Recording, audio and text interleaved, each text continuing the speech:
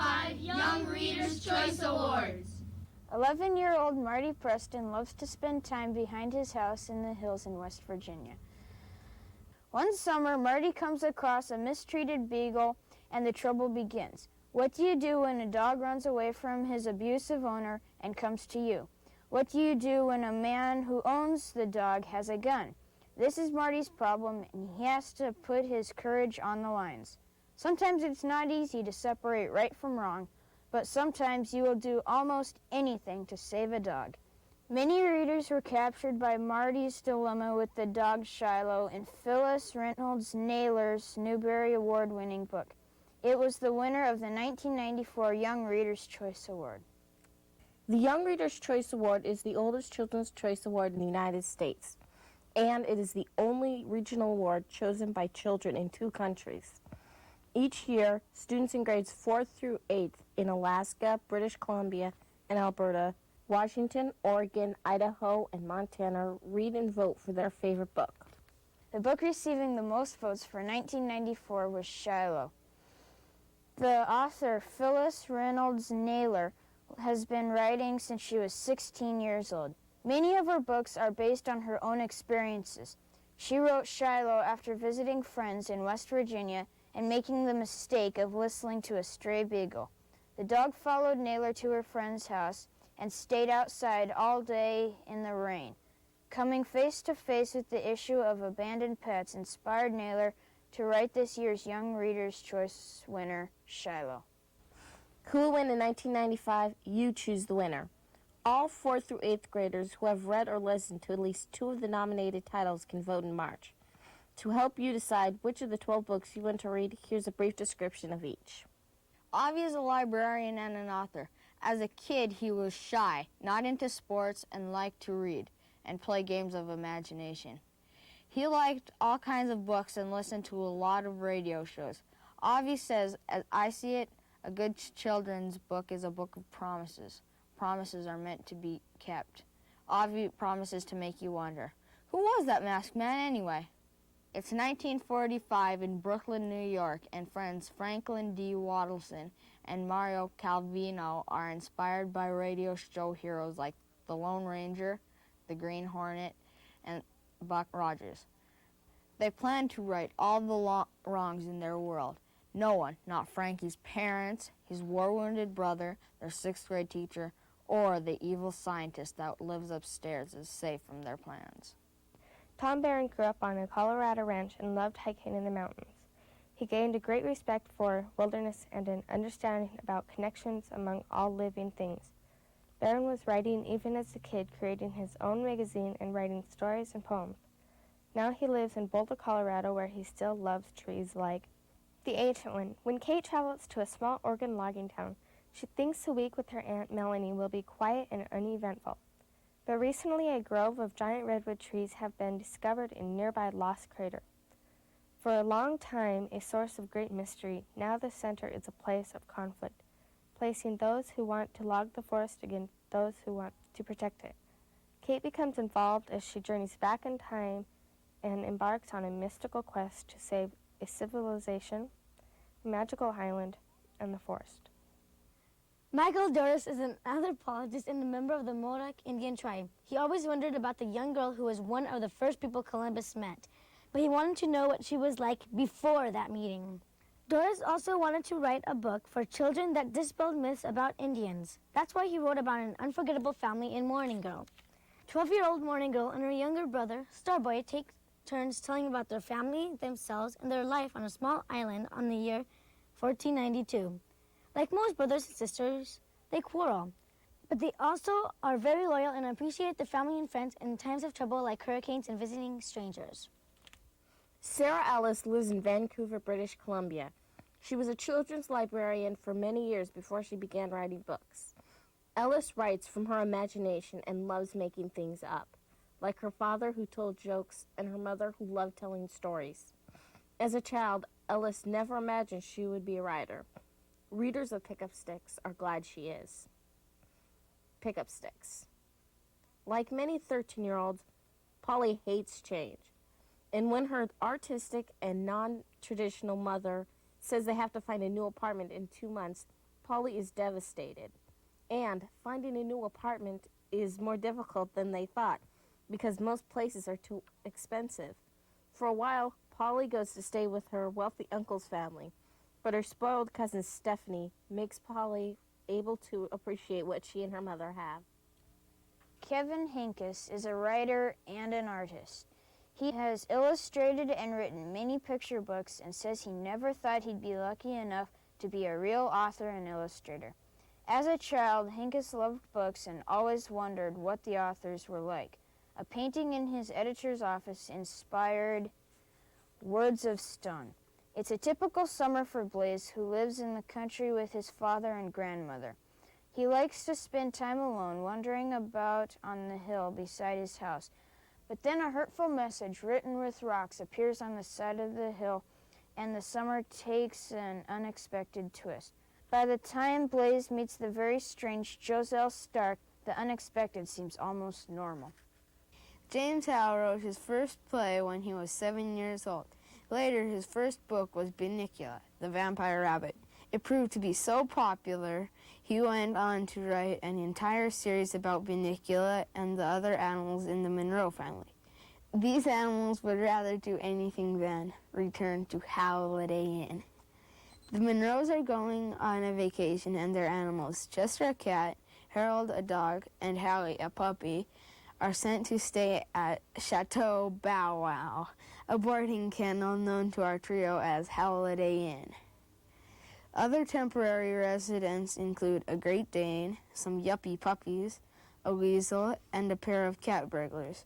Haunted by unknown voices and strange disappearances and other sinister events, the trio attempt to save a friend and solve the mystery of Holiday Inn. An award-winning playwright, Peg Carrot, lives with her husband and animal friends in an old Washington farmhouse. When she was a child, Carrot combined her interest in animals and writing and published a dog newspaper. Carrot loved doing research at the Woodland Park Zoo in Seattle for her book, Terror at the Zoo. 12-year-old Ellen and her 8-year-old widely imaginative brother, Corey, are given a joint birthday gift, a campout at the city zoo. But the adventure turns into a night of terror when the brother and sister are locked in the zoo and chased in the darkness by a dangerous, escaped criminal. Ellen and Corey have to rely on courage and cunning in order to survive. Lois Lowry has been writing for over 20 years, and 2 of her books have won Newbery Awards. She writes serious novels as well as humorous stories. Many ideas for her books come from childhood memories and watching her own children. Lowry also says that the mothers in her books are like her. Would she like the gifts Sam creates in her book? Attaboy, Sam. Sam Krupnick is at it again. He won't allow his mother to enter his bedroom, and he's now calling his toy box the lab. He carries a Ziploc bag in his pocket at all times. What's the big secret? Well, Sam's mother's birthday is approaching, and she really just wants homemade gifts. So Sam decides to invent a special surprise perfume just for her. It's a combination of all her favorite smells. Attaboy, Sam. Born in China, Lindsay Namioka now lives in Seattle. She likes to write entertaining books since she loves reading and wants reading to be a pleasure for all who pick up her books. As a child, she was the only one in her musical family who was tone deaf. This inspired her story of Yang, the youngest, and his terrible ear. Everyone in the Yang family plays music beautifully except for 9-year-old Ying Tao, the youngest Yang. Even though he has been taking violin lessons from his father for 4 years, Ying Tao can't hear his own mistakes, and he makes plenty. After his family moves to Seattle from China, Yang, the youngest, finds a friend, tries to trick his father, and learns to love baseball better than music. P.J. Peterson grew up in California and teaches English at Shasta College. When Peterson discovered he had the ability to douse, that is, detect water underground, he was surprised. This discovery made him think about undiscovered and unrecognized powers, and he came up with the idea for lyres. Things are pretty boring in Alder Creek until Sam, an 8th grader at a one-room school, discovers he has the ability to know when somebody is lying. And surprisingly, it seems everyone in their tiny town is a liar, even Sam's own father. Meanwhile, someone is after a gold mining map, setting fires, and generally up to no good. With all the liars in town, Sam wonders if there's any such thing as an honest person. Pamela F. Service grew up loving books and daydreaming about science fiction and fantasy stories. She also loved Greek mythology. Now she is a member of her city council and a museum curator. But she still is interested in writing the kind of books she would have liked as a kid. Maybe she liked weird things, and that's why she wrote Weirdos of the Universe Unite. Last year, all Mandy wanted was to be included in the popular group. But now she wants just the opposite. She wants to be as different as possible. So she and Owen unite and form a club called Weird. Their object is to be as weird as possible. A thunderstorm strikes while they are at the library researching a mythology paper for school. Suddenly, all the lights go out and all the computers go dark, but theirs. From that moment on, life gets weirder and weirder for Mandy and Owen. Gloria Skrzinski is a writer who wishes she could live forever so she could see how the future turns out. She lives in Utah now, but grew up in a steel mill town in western Pennsylvania. Her memories of life in this town, populated mainly by immigrants who worked in the mill, prompted the writing of Goodbye, Billy Radish. The year is 1917, and the United States had just entered World War I. The steel mill town of Canaan, Pennsylvania, lived best friends Hank Kerner and Billy Radish. Hank thinks of himself as an all-American, while Billy is a Ukrainian immigrant learning to live with two cultures. And while Billy wants to work in the steel mill when he is old enough, Hank is terrified of the mill and driven to find a different future. Well, those are the 12 nominated books. At the end of this videotape, your librarian or teacher will show you where the Young Reader's Choice books are shelved in your library or classroom and answer your questions. Be sure to read and don't forget to vote.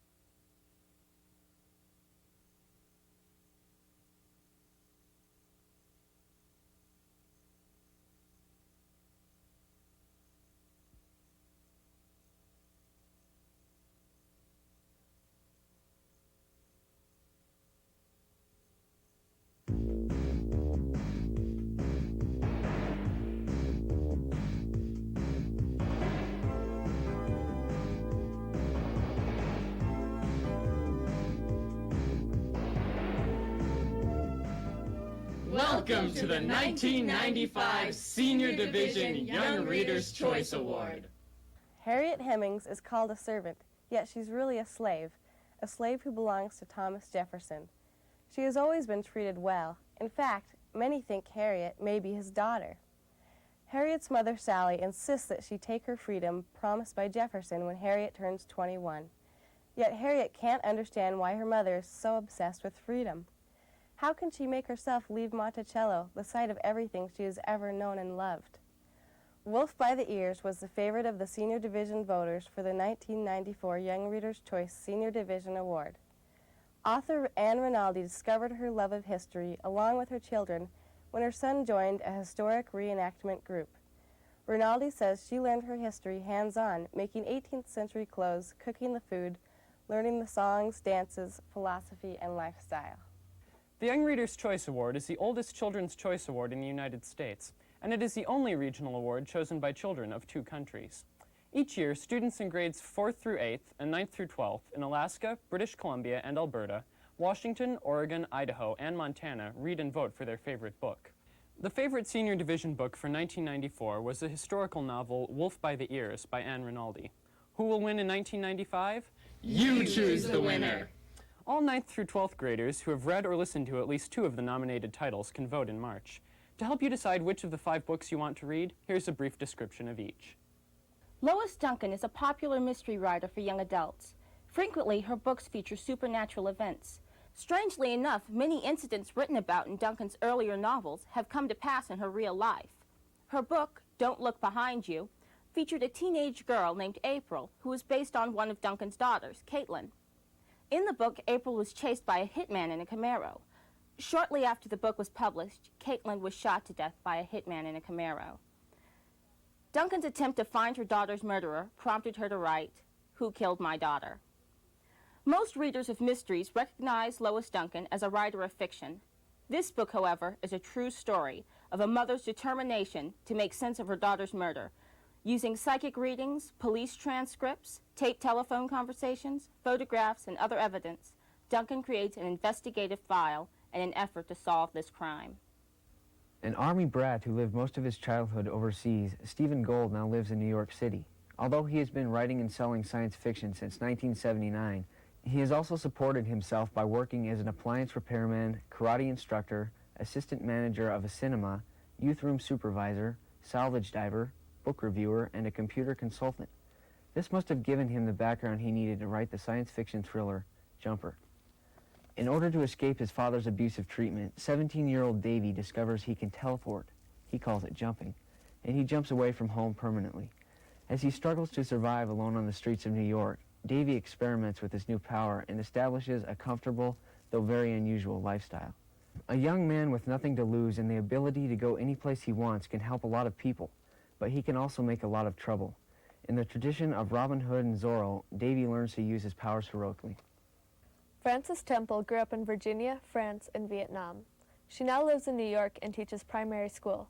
She read about the firebombing of the boys' shelter in Haiti, heard some of Jean-Bertrand Aristide's speeches, saw pictures of children and teenagers working and demonstrating, and wondered what it would be like to be one of them. That inspired the writing of Taste of Salt. 17-year-old Jeremy comes to the bedside of Joe to tape record the story of his life. Joe is also 17 and has been beaten and burned by Haitian President Duvalier's thugs. The political and social injustices suffered by many of the Haitians are revealed as Joe struggles to overcome injuries to body and spirit. As Jeremy listens, she begins to fall in love and feels compelled to share her own experiences. Their 2 voices gain strength from each other's and tell of the courage, loyalty, and hope for their homeland. Robert Lipsyte is a sports writer for the New York Times and has been writing novels for young adults for the last 25 years. As a child, Lipsyte spent most of his time reading, a great childhood for the writer of The Chemo Kid.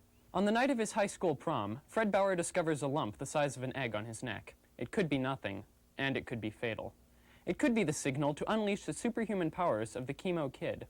Fred is a teenage wimp turned hero, who along with his environmental activist girlfriend turn the tables on a local company that is dumping toxic waste in the town's water supply. Bill Wallace grew up near a buffalo herd in Oklahoma at the Wichita Mountain Wildlife Refuge.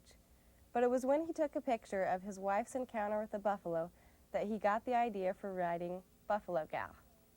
16-year-old Amanda Guthridge unwillingly goes along with her mother on a trip to Texas. It's 1904, and Amanda's environmentally active mother plans to help round up a herd of the dwindling buffalo population so they can be shipped to a wildlife preserve. Although Amanda begins this adventure wishing desperately to be back at home in her easy San Francisco life, she discovers hidden strengths and talents and accidentally falls in love. Those are the 5 nominated books. At the end of this videotape, your librarian or teacher will show you where to find Young Reader's Choice books in your library or classroom, and they'll answer your questions. Be sure to read, and don't forget to vote.